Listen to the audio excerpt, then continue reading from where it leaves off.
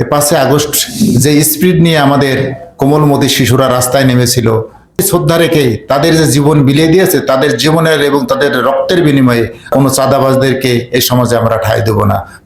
মৌলভীবাজারের একমাত্র নিয়মিত ও বহুল প্রচারিত পাঠকের দৈনিক মৌমাছি কণ্ঠ পত্রিকায় আপনাকে আমাদের ভুবনে সুস্বাগতম। সবার শুরুতে আমি 5 আগস্ট সহ তার পূর্ববর্তী সময়ে এই আন্দোলনের সঙ্গে যারা সম্পৃক্ত হয়ে শাহাদত বরণ করেছে, আমি তাদের রুহের মাগফিরাত কামনা করছি। আমি একই সাথে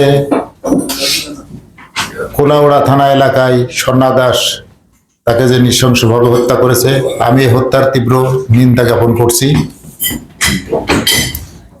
এবং আমি খুবই আনন্দিত যে আজকে মুক্তমনা কিছু সাংবাদিক মৌলভীবাজারে যারা কর্মরত, যারা জনমানুষের পাশে আছে, যারা গণমানুষের কথা বলে, আমি তাদের সঙ্গে কথা বলার সুযোগ পেয়েছি।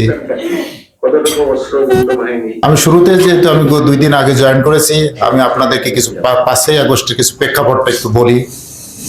আপনারা নিশ্চয়ই অবগত আছেন, হাতে গোনা কিছু ছাত্রই কিন্তু আন্দোলন করেছে, বিষয়টা কিন্তু এমন না। আপনারা জানেন এই প্রেক্ষাপটটা কিন্তু অনেক পুরনো। এই মানুষের যে ক্ষোভ, বৈষম্য, এই সবের কিন্তু রেশি কিন্তু 5 আগস্ট, অর্থাৎ ছাত্রদের ভাষায় আমাকে বলতে হয় 36শে জুলাই। 36শে জুলাই কিন্তু এমনি হয়নি। মানুষের ভিতরে কিছু একটা পাথর চাপা দেওয়া ছিল। কেউ কথা বলতে পারতো না, কেউ কাজ করতে পারতো না, কেউ লিখতে পারতো না, সাংবাদিক কি বলবে সেটাও বলতে পারতো না। কতিপয় সাংবাদিক আপনারা নিজেরাও দেখেছেন, যাদেরকে হয়তো মানুষ বিবেক মনে করত, তারা কিভাবে ছাত্রদেরকে হত্যা করার জন্য ইন্সপায়ার করেছে, কিন্তু আপনারা সেটাও দেখেছেন। আবার এমন সাংবাদিক আছে যে ছাত্রদের আন্দোলনকে কিন্তু বেগবান করার জন্য তাদের পাশে থেকেছে। সব জায়গায় কিন্তু দুর্বৃত্তায়নরা সবসময়ের জন্য সব জায়গায় আছে। সেই একটা খারাপ একটা পরিবেশ, মানে কি বলবো, একটা ঘোলাটে একটা পরিবেশ, সেই জায়গা থেকে কিন্তু আমরা রেহাই পেয়েছি। এটার একটা স্পিড কি, আমরা বৈষম্য দূর করব। বৈষম্যটা কোন জায়গায়?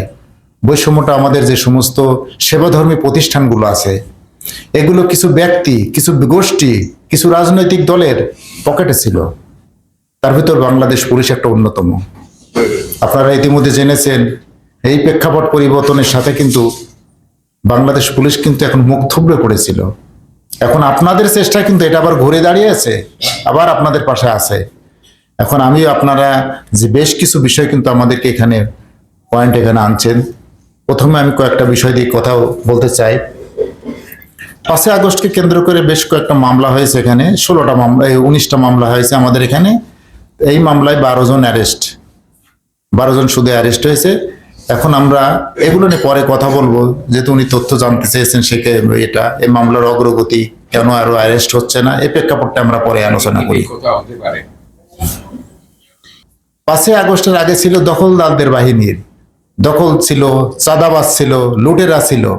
5 আগস্ট যে স্পিড নিয়ে আমাদের কোমলমতি শিশুরা রাস্তায় নেমেছিল, তারা যে আমাদের স্বাধীনভাবে চলার জন্য, এই ভালোভাবে চলার জন্য, আমাদের মুক্তভাবে কথা বলার যে সুযোগটা করে দিয়েছে, তাদের প্রতি শ্রদ্ধা রেখেই তাদের যে জীবন বিলিয়ে দিয়েছে, তাদের জীবনের এবং তাদের রক্তের বিনিময়ে আমরা কিন্তু আবারও কিন্তু এই কোনো দখলদারদেরকে বা কোনো চাঁদাবাজদেরকে এই সমাজে আমরা ঠাঁই দেব না। বাংলাদেশ পুলিশ এবারে অঙ্গীকারাবদ্ধ। আগেই বলি, পুলিশ বিগত সময়ে সবসময়ের জন্য লেজুর ভিত্তিক একটা রাজনৈতিক সংগঠনের হয়ে কাজ করত। আপনারা নিশ্চিত হবেন, বর্তমান সরকার অঙ্গীকারাবদ্ধ জনগণের সেবা নিশ্চিত করার জন্য, জনগণের নিরাপত্তা নিশ্চিত করার জন্য। বর্তমান সরকারের অঙ্গীকার মানুষকে শতভাগ নিরাপত্তা দেওয়া। এই নিরাপত্তার জন্য বাংলাদেশ পুলিশ এখন সেই পলিটিক্যালি যে লেজুর ভিত্তিক সেই দুর্বৃত্তায়ন থেকে কিন্তু বেরিয়ে আসার সর্বোচ্চ চেষ্টা করছে এবং সেইভাবে কমিটমেন্ট নিয়েছে। আপনারা আমাদের এই কমিটমেন্ট, সরকারের কমিটমেন্টকে বাস্তবায়ন করার জন্য বাংলাদেশ পুলিশের, বিশেষ করে মৌলভীবাজার জেলা পুলিশের সঙ্গে থাকবেন বলে বিশ্বাস করি আমি। যেমন মানুষের ঘর বাড়িতে লুট করা, চাঁদাবাজি নেওয়া, বিভিন্ন জায়গায় দখল নেওয়া, কাউকে হুমকি ধামকি দেওয়া, রাস্তা থেকে কোনো কিছু কেড়ে নেওয়া, এগুলো কিন্তু বৃদ্ধি পেয়েছিল। এখন আপনাদের সহযোগিতায়, আপনারা জনগণের যে একটা গুরুত্বপূর্ণ সচেতন নাগরিক, আপনারা আপনাদের জায়গা থেকে এর প্রতিরোধ করার কারণে এবং পাশাপাশি পুলিশও তার মনোবল ফিরে পাওয়ার কারণে এখন কিন্তু এটা কিন্তু অনেকটা কমে গেছে।